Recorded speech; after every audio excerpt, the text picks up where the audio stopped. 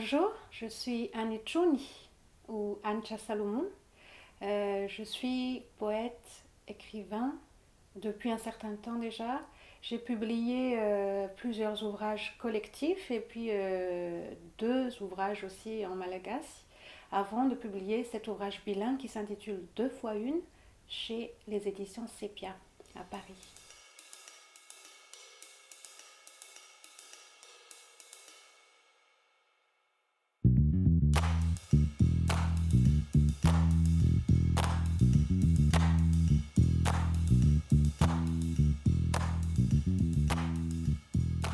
Alors pour ce livre, étant donné que je suis membre et fondatrice d'une association qui s'appelle Union des poètes et écrivains malgaches, la section en France, depuis maintenant 15 ans, je suis vraiment portée sur l'idée de partager, de faire connaître les auteurs malgaches et la littérature malgache.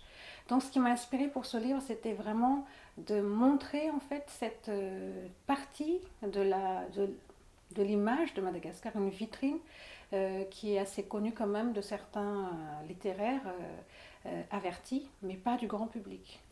Donc c'est faire connaître la littérature malgache en partant donc de mes œuvres, mais aussi d'autres formes d'art.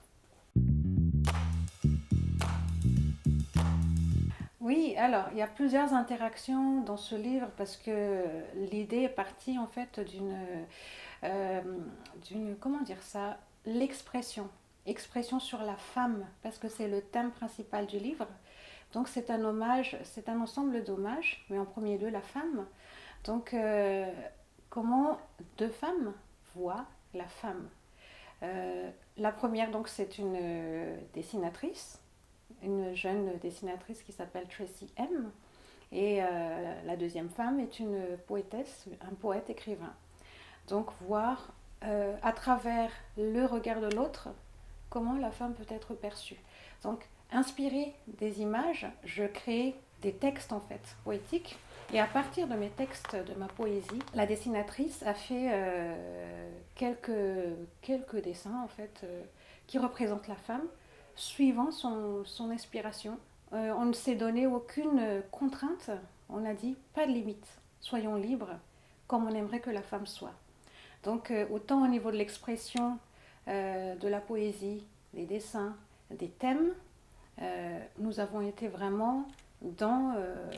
nous avons suivi les inspirations du moment quand nous avons créé. La deuxième partie, c'est des poèmes que j'ai choisis, des poèmes d'écrivains malgaches que j'ai traduits en français. C'est aussi une mini-anthologie qui permet de découvrir la littérature malgache quand on n'est pas malgachophone. Et une dernière partie, c'est une sélection de la vision de la femme par des écrivains non malgaches et que je traduis en malgache. Pourquoi? Parce que ça permet de voir en fait l'universalité de la créativité et les inspirations à travers le temps. Vous parlez d'interactivité, c'est ça. Donc les langues, malgache, français, anglais, trois langages qui sont transcrits et traduits parce qu'il y a un poème de Shakespeare aussi qui est traduit en malgache. Donc il y a Léopold Sédar Senghor, il y a Guillaume Colleté, il y a Pierre de Ronsard, il y a Arthur Rimbaud. Et parmi les poètes malgaches, il y a Di, Henri Ringousson, il y a Dox, il y a Jean-Joseph Rabert-Riville, Adzain, Oubine et bien d'autres. Et moi aussi, Antoun.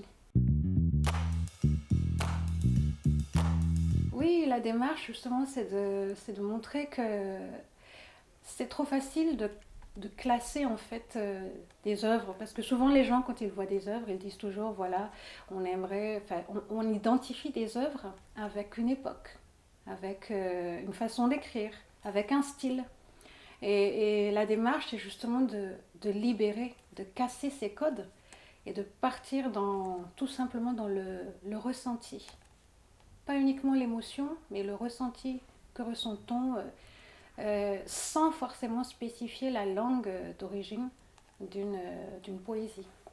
Donc c'est ça ma démarche à moi, c'est pas forcément d'abolir les frontières, mais c'est justement de voir au-delà des frontières.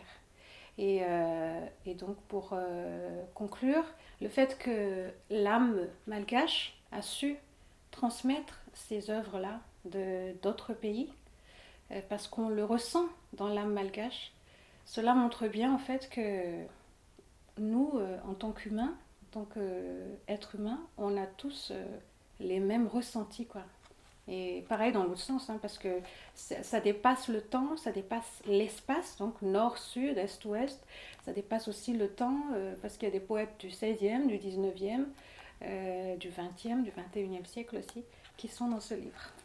Donc, deux fois une est une mosaïque d'inspiration, d'hommes, de femmes, de dessins, de musicalité, de mots, de langues, d'émotions, de ressentis, à travers ce que ces poètes ressentent, la diversité de la vision de la femme, qui sont exprimées à travers la poésie.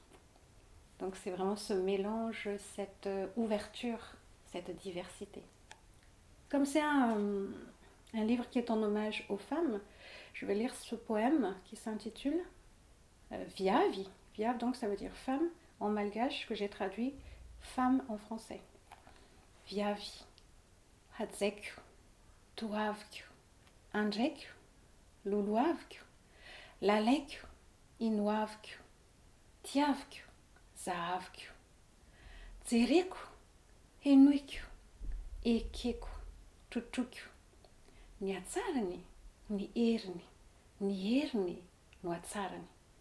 Tantarany hijoro tsy hikoro ny anarany, izay tiany sy iriny isiny tsy tsiny. Ilaiko eo an-tsaiko ary haiko fa ho an-tsaiko. Ny ampela no avy iambavy tsy ho ela.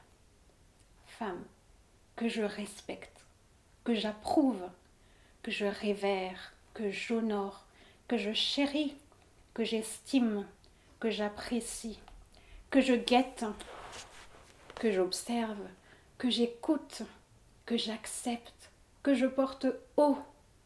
Sa beauté et sa force et sa splendeur. Son histoire érigée pour durer et son nom.